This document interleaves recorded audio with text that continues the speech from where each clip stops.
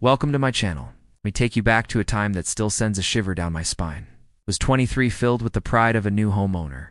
The house was perfect, except for one thing: the basement. It was a labyrinth of concrete and shadows, a place that felt older and darker than the rest of the house.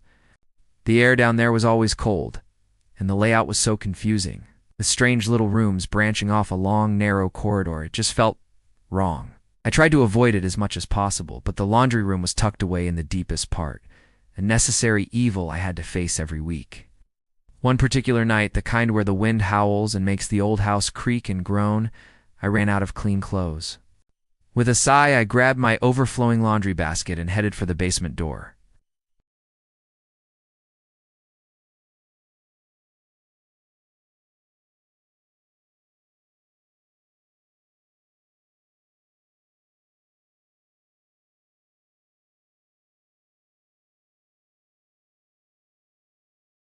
But as my foot hit the first wooden step, the air grew thick and heavy, and that initial unease blossomed into full-blown dread. The usual scent of damp concrete was mixed with something else, something musky and unpleasant.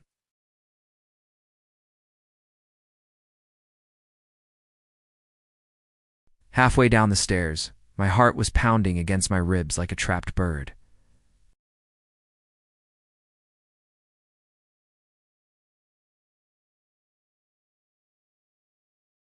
And in one of those pockets, something moved. I froze, my hand gripping the rickety wooden handrail. My eyes strained to make sense of the shape huddled behind an old, dust-covered work table. It was a man. He was crouched low to the ground, a feral posture that made the hair on my arms stand on end. He had a wild mane of greasy, tangled hair, and his clothes were little more than filthy rags, but it was his eyes that truly terrified me.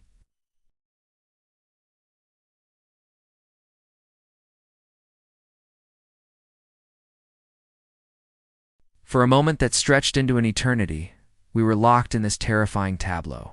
Me halfway down the stairs, paralyzed with fear, a creature of the shadows watching me from his lair. Then, with a sudden jerky movement, he scrambled to his feet. He didn't run towards me. Instead, he bolted away, deeper into the maze of back rooms, his movements unnaturally fast and silent. The sight of him disappearing into the darkness snapped me out of my trance. I turned to run back up the stairs, but just as my foot found the first step, the light went out, plunging me into absolute, suffocating darkness. Panic, cold and sharp, seized me.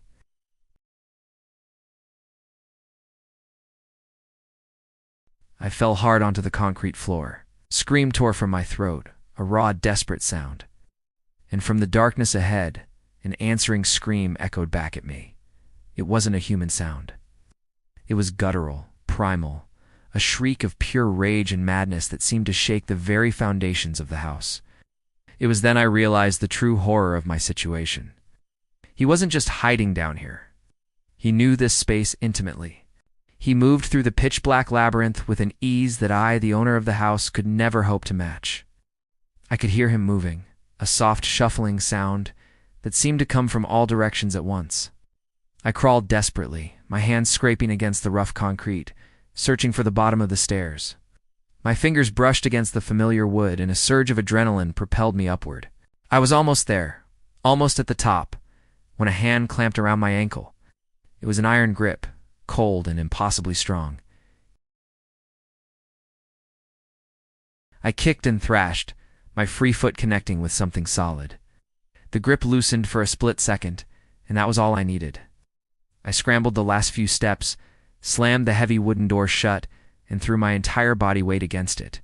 The lock clicked just as a thunderous boom shook the door. He was pounding on it, the wood groaning under the force of his blows. My legs felt like jelly, but I forced myself to move. I ran through the kitchen, grabbing my phone from the counter with a shaking hand.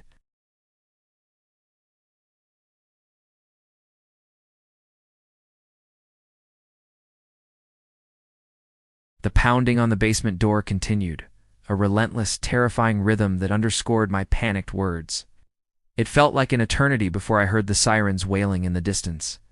As the police cars pulled up, the pounding from the basement suddenly stopped. An eerie silence fell over the house. Ow. The police were cautious, their weapons drawn as they descended into the basement.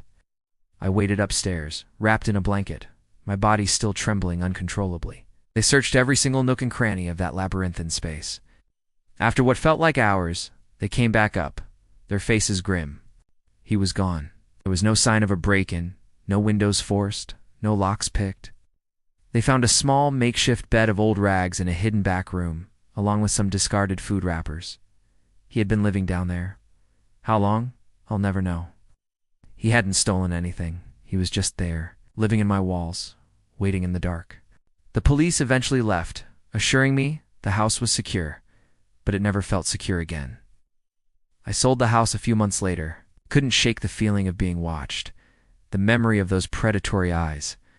Even now, years later, in a new home, I can't go into a basement without that same cold dread creeping up my spine. Every time I go down the stairs at night, I feel a chill, and I can almost hear that inhuman scream echoing from the darkness below. Thanks for listening to my story. If you enjoyed this video and want to hear more, please hit that like button, subscribe to the channel, and turn on notifications. I appreciate you all. Stay safe out there.